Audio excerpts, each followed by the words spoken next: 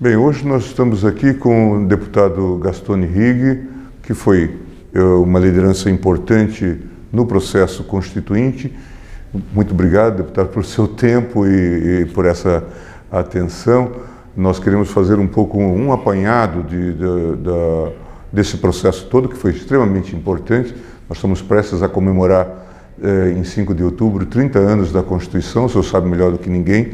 Nós estamos celebrando também 30 anos de normalidade institucional, o que para um país como o Brasil não é pouco, né?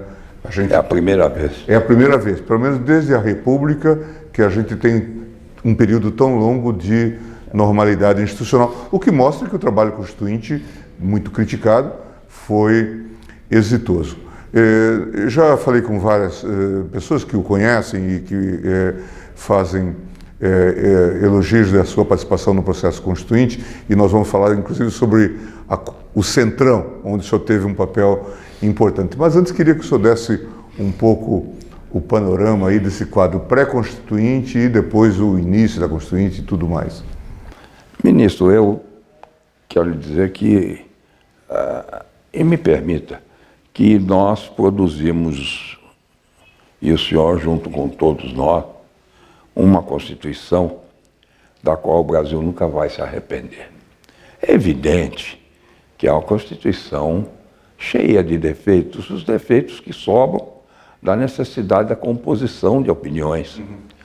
Havia o choque É um modelo natural, de compromisso, né? É evidente, mas o choque ideológico na construção da Constituição não podia resultar numa guerra, e sim num acordo.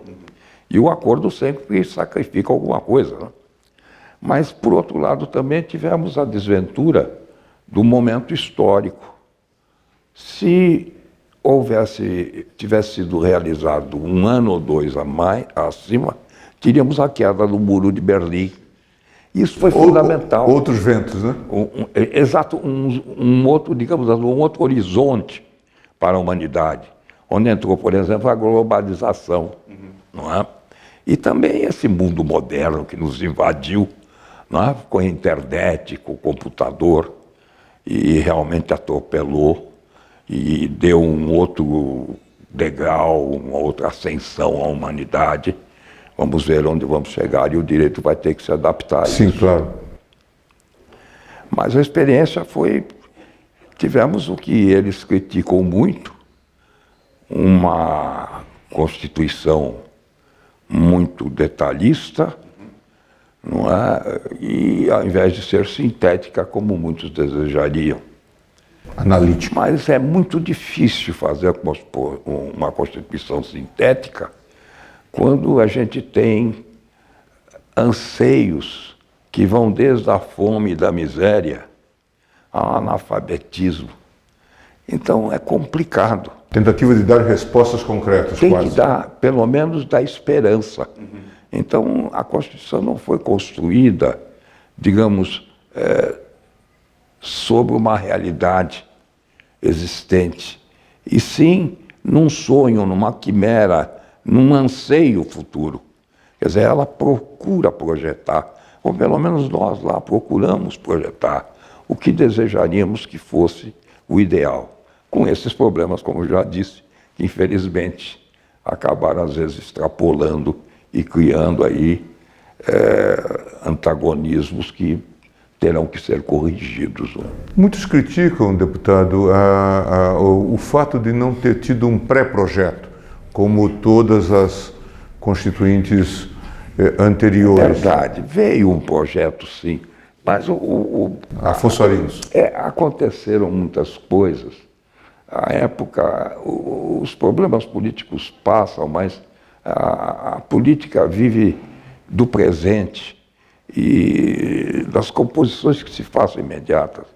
É preciso se entender que inicialmente havia uma desconfiança muito grande em relação a uma constituinte. Do próprio governo, Sarney, do então ministro Saulo Ramos. E do que isso poderia resultar para o governo? Pois é perigoso, e realmente eu compreendo até o Saulo Ramos, que é lá de Santos, meu amigo, depois foi candidato até no meu partido, eu o trouxe para o meu partido, porque eu era líder e presidente do PTB, ele foi candidato até, uma figura que ficará na nossa história, mas que tinha, e a gente discutia, ele tinha muito receio. Ele disse, olha, estamos aí, acabamos de sair de uma ditadura militar, estamos navegando com a água pelo nariz. Qualquer movimento pode adernar o barco, tem razão, mas felizmente não houve isso e nos fortalecemos, porque são 30 anos e hoje nós vemos que apesar desse trauma que o povo sofreu nesses últimos 3 anos, em relação ao desvendar de toda essa corrupção, o que me parece que foi sadio também, ministro, lancetar o tumor. Sim, enfrentá-lo, né? Sempre importante. Se não lancetasse, morreríamos com o tumor. Ou do tumor. Do tumor, né? Pelo menos assim, nós agora o temos exposto. É dolorido? Vai ser difícil curá-lo? Sim. O antibiótico vai ter que ser muito forte. Isso é uma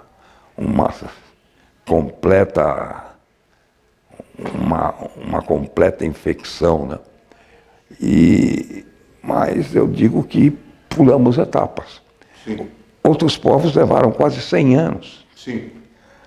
Foram aos poucos e isso custou uma demora muito grande. Estados Unidos, por exemplo, veio desde o final do século XIX até aí, 1940 e tantos, as máfias, os governos dissolutos, a compra e venda política, enfim. Corrupção, né? Também. Se nós nos lembrarmos que nenhum primeiro-ministro japonês conseguiu ficar até hoje sem um escândalo, sim, sem ser destituído, os ministros alemães.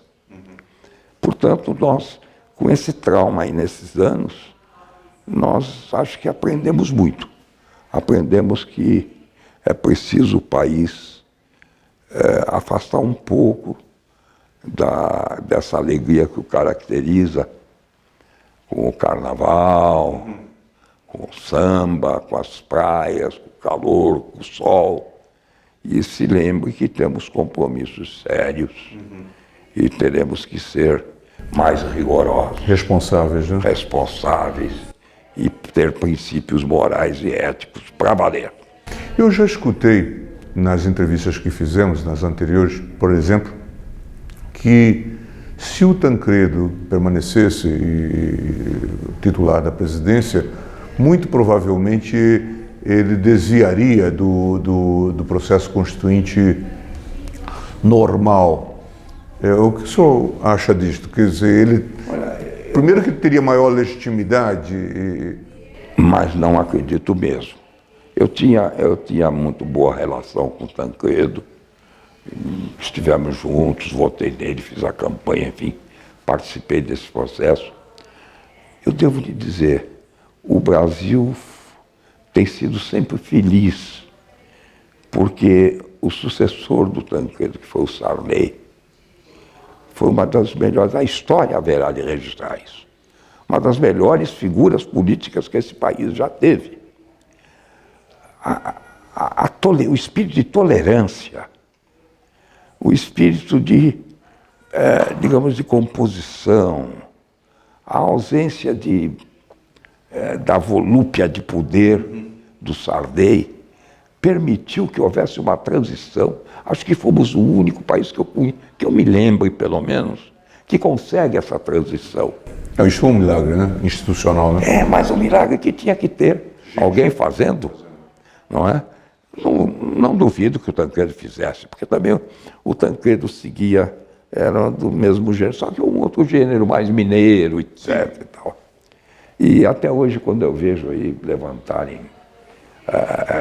impropérios em relação ao presidente Sarney, eu me lembro que eu vivi aqueles anos todos.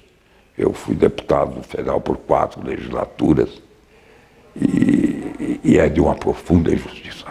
O presidente Sarney é um dos homens que tem que ter o seu lugar no panteão dos nossos heróis lá em Brasília. Fez uma transição exemplar, né? Exemplar. a acusação que se faça de composição é exatamente a grande virtude. Sim, sim. A capacidade de fazer isso. Sem deteriorar. Sem deteriorar. Sem levar às raias do golpismo, né, da ditadura, e ao mesmo tempo não deixando o caos se estabelecer. Levou até as eleições. Até as eleições. O fato de numa transição que poderia significar um retrocesso, né? Mas poderia ser, e seguramente seria. Porque era uma transição tutelada ainda para os militares. Imagine. E depois com alguém que não tinha sido, digamos, o alvo direto da eleição. Ele era o vice. Ele era o vice. A posição do vice é muito infame.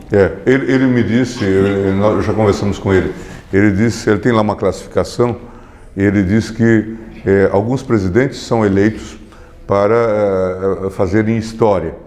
E ele disse que alguns são eleitos para caírem, para serem derrubados.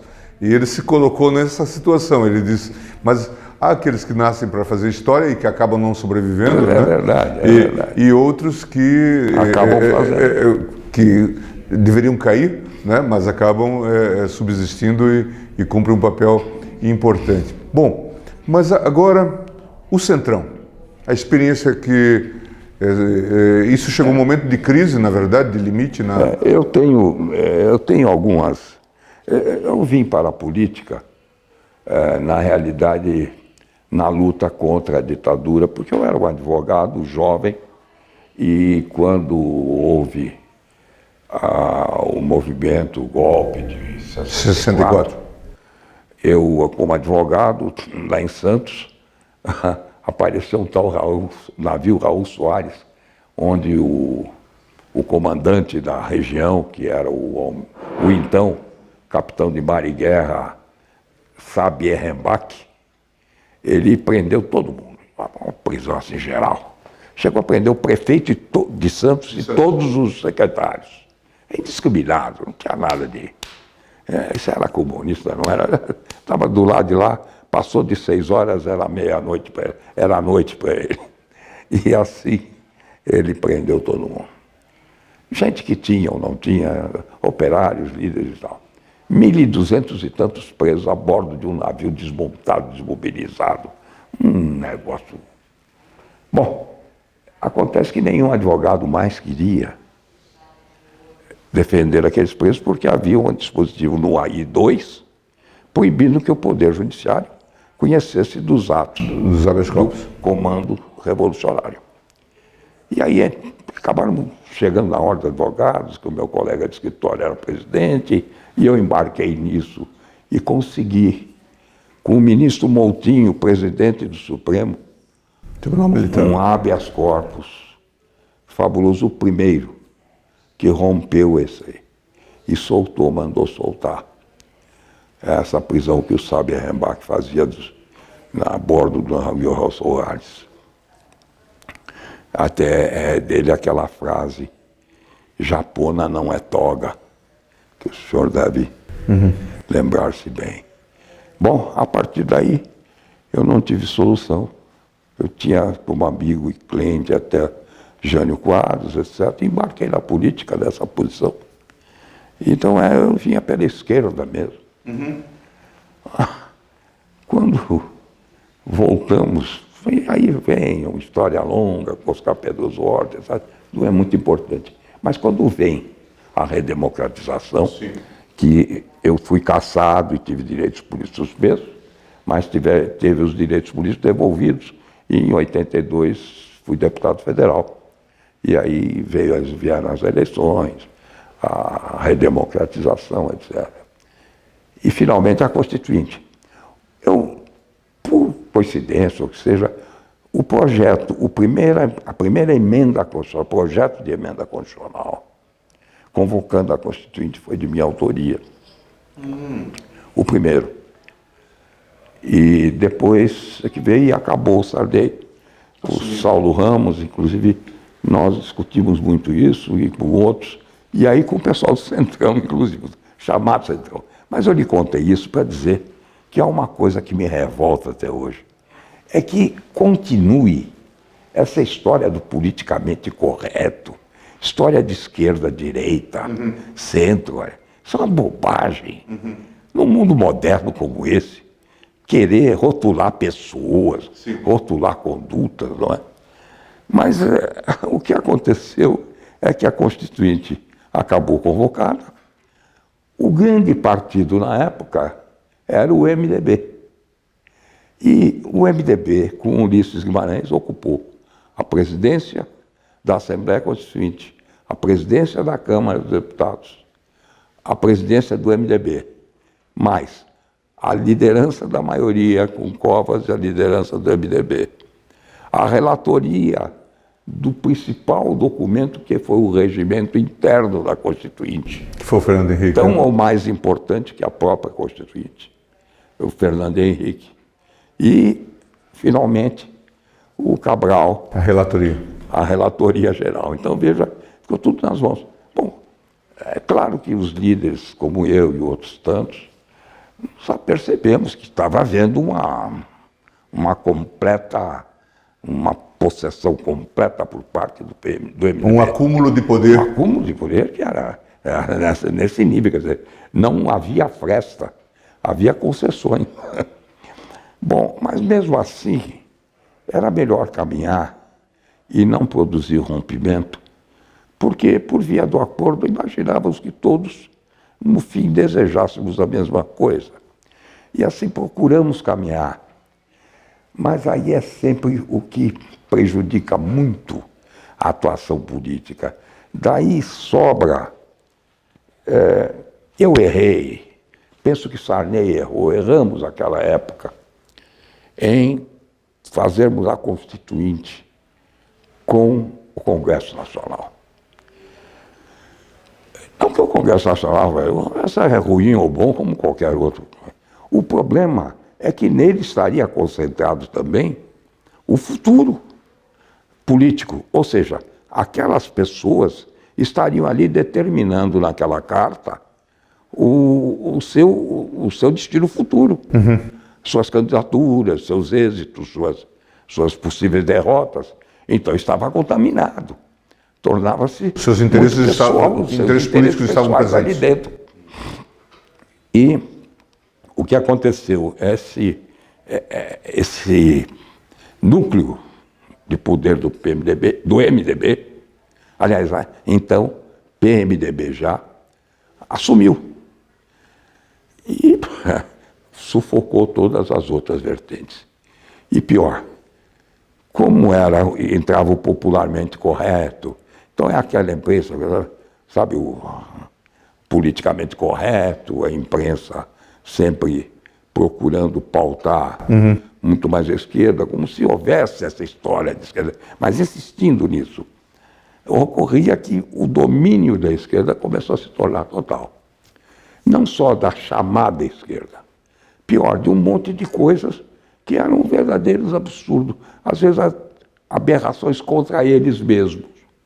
Por exemplo, a esquerda era estatizante. Muito bem. Então o que ela vinha e dizia? Saúde é dever do Estado e direito de todos os cidadãos. Ora, isso é uma aberração contra o Estado. Se o sujeito quisesse defender o Estado, teria que dizer que é dever da empresa, é dever do empregador, é dever da comunidade, da família. Sim, criar um sistema outro. Tudo que é evidente. Agora eu coloco o dever em cima do Estado e todo mundo só cobra do Estado. E assim com todas as outras coisas. Um negócio até cretino em relação ao que se pretendia. Bom, mas essa coisa foi se tornando sufocante. E por quê? Porque Fernando Henrique Cardoso, muito habilmente, tinha colocado um dispositivo aparentemente democrático, mas que era profundamente ditatorial, absolutista mesmo. Veja, ministro, a Constituinte se compunha de comissões temáticas. As tais subcomissões. Subcomissões. Depois de uma comissão de sistematização. E, finalmente, o plenário. Nas comissões temáticas, quem nomeava o presidente e o relator era por ordem de grandeza partidária. Ou seja, o PMDB Dominava. dominava e indicava quem ele queria. Então ele tinha controle. Escolheu as comissões mais poderosas e fazia controle total. Numa mantinha um presidente, na outra presidente e o próprio relator, se era de muita importância, assim ele fez. Dizia-se o seguinte: todo o Brasil, todos os constituintes, as associações, ou até mesmo os eleitores com determinado número e tal, podiam apresentar emendas constitucionais. E chegaram dezenas e dezenas de milhares, se não centenas de milhares de emendas. Essas emendas eram distribuídas de acordo com a sua natureza por essas convenções de sistematização. O relator que era nomeado, e nomeado evidentemente pela liderança partidária, por esse agrupamento de poder, relator, colhia essas emendas todas e fazia um substitutivo, um projeto, portanto. Um projeto daquele assunto referendado para aquela comissão. Este projeto era discutido na comissão e, finalmente, colhida mais lá, sugestões que fosse, o relator, esponte própria e com absoluto livre-arbítrio, escolhia o que queria e montava um projeto. Este projeto ia à votação. A comissão, suponhamos, composta por 21 membros, que era o mínimo. Se comparecessem 11 membros, Votava. ela podia votar. Um dos membros era o relator, necessariamente, senão não podia ter sessão. Com 6 votos ela deliberava. Se fosse 10-1, só o relator que sustentasse seu parecer, estava aprovado o parecer. Porque era preciso a maioria absoluta para derrubar o parecer, derrubar o projeto. Ora, isso tornava absolutamente inútil. Bom, quando nós percebemos, eu inclusive, que era líder de um partido que não era majoritário, e as minhas emendas eram um partido trabalhista, e eu tinha emendas sociais, e as minhas emendas eram muito amplas. Era aumento de 25% para 50% de hora extra, 1/3 de trabalho, de férias, enfim, uma série de coisas que... No capítulo dos direitos sociais. A aplicação imediata dos direitos e garantias e tal. Coisas desse tipo, trabalhador avulso, equiparado e tal, doméstico, um monte de coisas. Muito bem. E eu vi que isso não pegava nada, era o que o PMDB entendesse. E os outros, aí começamos a discutir entre nós, dizer como pode e não pode. Aí, quando todo mundo compreendeu eu não diria que foi um blefe, mas, digamos, eu vou chamar assim mesmo, tirando o que seja ofensivo, esse ardil. Uma armadilha, né? Essa armadilha e que tínhamos entrado. Então, resolvemos nos juntar e fazer uma emenda que alguém já tinha reclamado e tinha dado início a isso, foi o deputado Roberto Cardoso Alves, que era muito polêmico, etc., mas muito brilhante, muito inteligente. E ele já tinha uma emenda que já furava esta coisa. Então, apanhamos aquela emenda, desenvolvemos e conseguimos... Maioria. 2/3, quase 2/3, a favor da emenda, porque ela se justificava. Nós invertíamos, olha aqui. Tudo bem, mas... Porque havia um dispositivo no regulamento, no regimento interno que o Fernando Henrique Cardoso fizera, que dizia que toda matéria constitucional aprovada, precisava ter maioria absoluta. No entanto, contrariando, era artigo 33, se não me falha a memória, mas contrariando isso tudo, tinha esse sistema de aprovação. Se entendia que aqueles que se opunham ao relatório e ao projeto, se não tivessem 51%, é porque o projeto tinha. Tinha sido aprovado. Isso é uma aberração. Pois bem, esse era o ponto. E isso, finalmente, fomos para a plenária, ia se votar, ia ser a derrota completa, e aí realmente era a declaração de guerra. Mas aí, esse Centrão, que tinha toda a razão, começaram a chamar de Centrão. Aí vem essa guerra de imprensa e tal, e meses parado e tal. Para poder classificar pejorativamente os que estavam nessa linha. Mas a razão acaba prevalecendo. Sim. Ninguém a oculta durante todo o tempo. Isso foi em 80 e já em 88. E já em 88. Portanto, já avançado. Foi no final, exatamente, final de 87. Passando para 88, quando entramos em 88, a composição já se fizera. Ficaram 6 meses parados. Foram 6 meses de interrupção, que foi toda essa interrupção. Não, continuou lá, mas... Porque a exigência básica era submeter tudo à votação por maioria. Mas aí o próprio Ulisses, né, eles entenderam que não passariam. Não passariam porque a maioria era nossa mesmo, porque a razão era nossa e não dava para atropelá-la. E assim cederam, foi mudado e a Constituinte, então... Pôde caminhar. Pôde caminhar. E em termos de substância, entre o projeto da sistematização e esse projeto, vamos dizer assim, agora votado, dá para fazer algum tipo de... Eu diria que o projeto foi muito melhor. Evidentemente, a Constituição... Sempre teve que fazer composição, né, evidente? Sempre. E daí a prolixidade. Disse a Constituição americana, a norte-americana, porque esse também é um dos grandes erros, a meu ver. Eu não sou ninguém para dizer isso, mas historicamente, a meu ver, o grande erro brasileiro foi ter copiado a Constituição norte-americana. Desde 1891, viemos todas elas copiando, em 45 é uma cópia. Ora, esse tipo de copiar, até o Senado, o que é que o Senado tem a ver com o Brasil?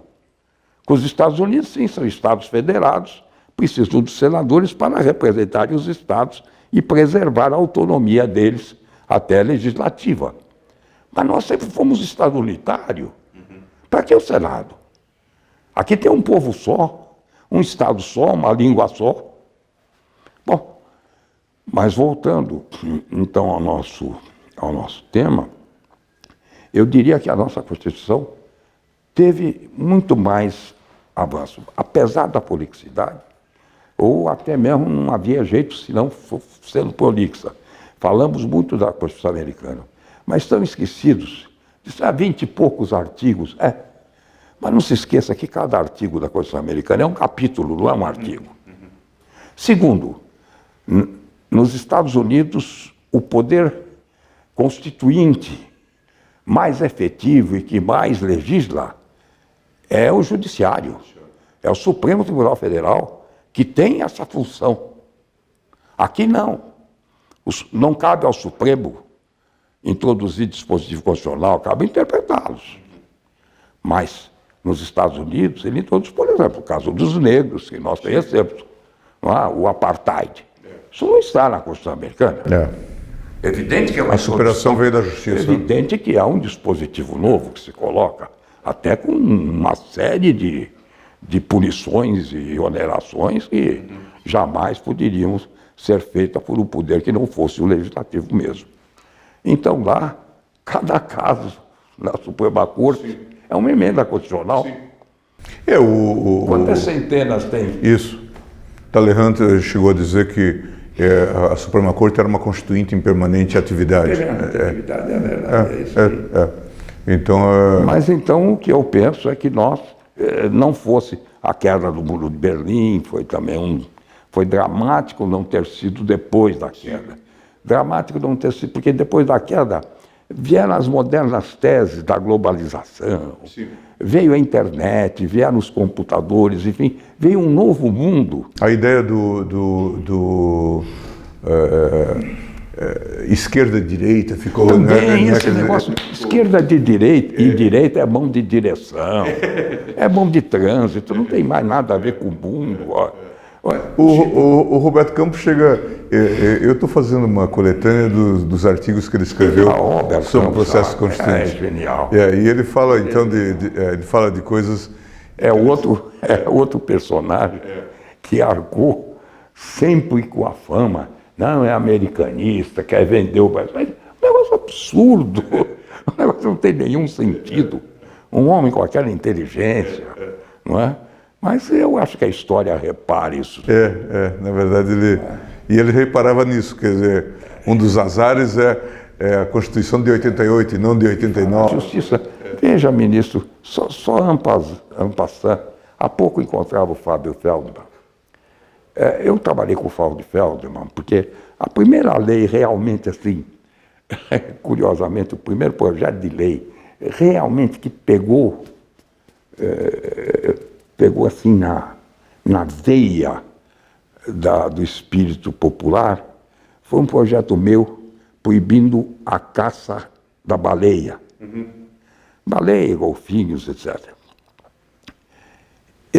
Porque mobilizou crianças em todo lugar, escolas. Mas o que essa Constituição fez em matéria de meio ambiente, não há Constituição no mundo que chegue perto. É um grande avanço. Em matéria de minorias, deficientes físicos, proteção a idoso, proteção à criança, foi até demasiado. Porque nós, na verdade, anunciamos o que queríamos e não demos os meios. Isso é uma das críticas, né? Sim, mas não dá para dar tudo. Sim, claro. A verdade é que nós tínhamos tanta coisa, era soberbado, mas eu acho que abrimos caminhos. Sim. Se nessa altura os poderes se juntassem, mas precisavam do parlamentarismo no país. Nenhum país... Esse é um outro tópico que eu queria falar com o senhor.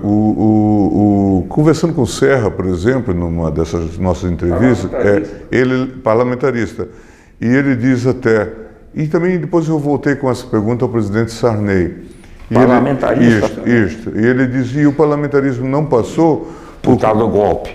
Isso, Quiseram dar um golpe. E um golpe burro, porque o pior é, digamos assim, a baixeza dos procedimentos. Isso é pior, porque se você tira a estatura de qualquer ato político, esse ato político se torna danoso. Todo ato político tem que ter pelo menos elevação. Sim. Certo ou errado, tendo elevação, nós vamos encontrar caminhos.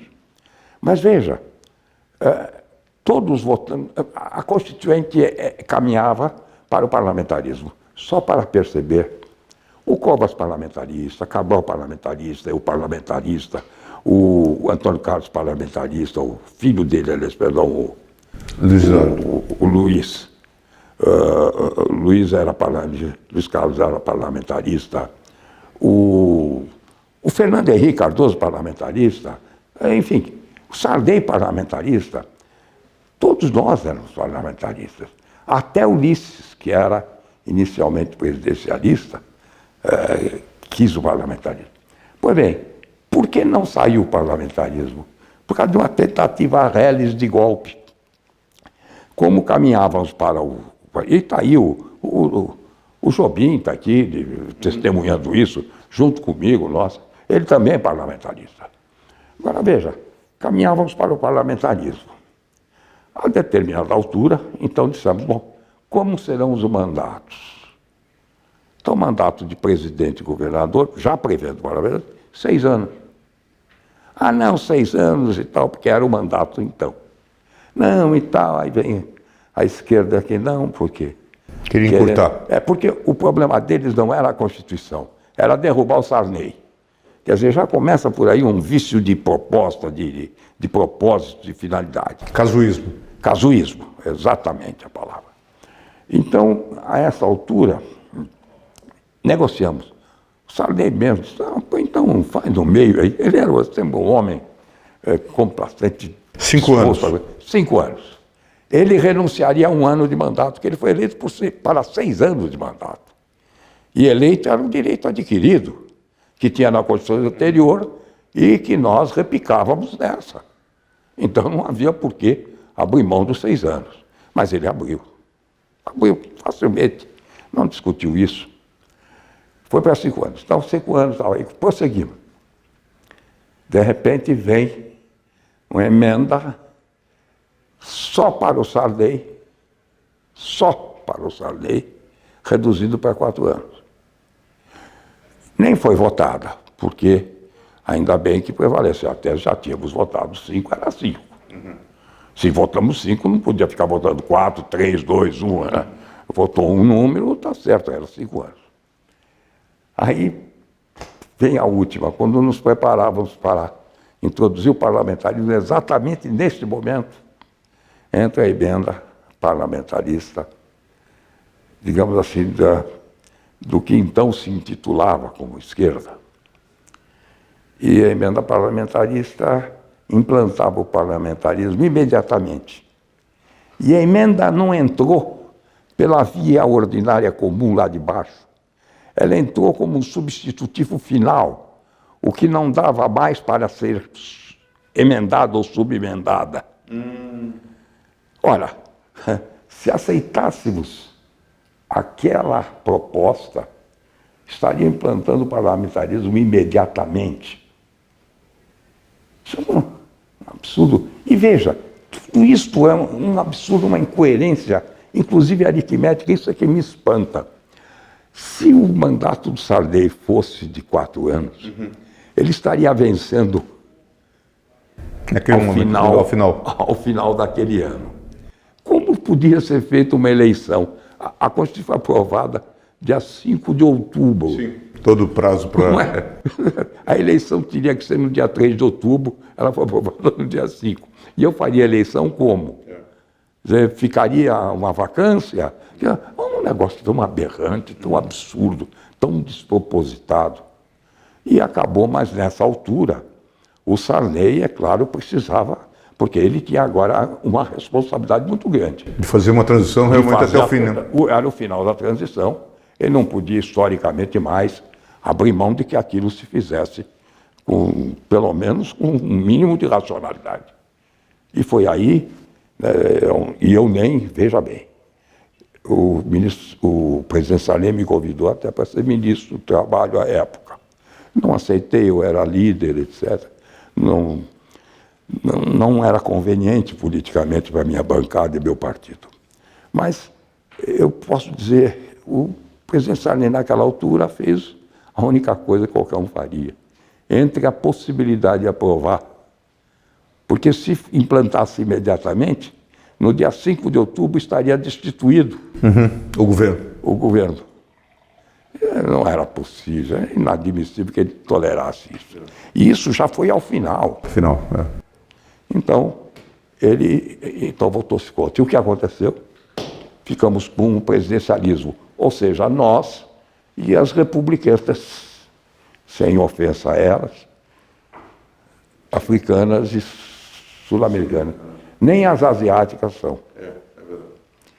Deputado, queria agradecer essa conversa, acho que extremamente rica e informativa.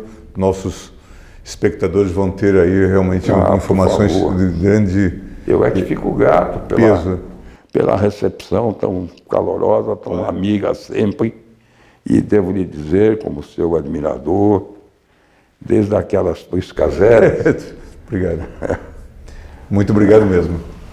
Ministro, parabéns pela iniciativa. Obrigado.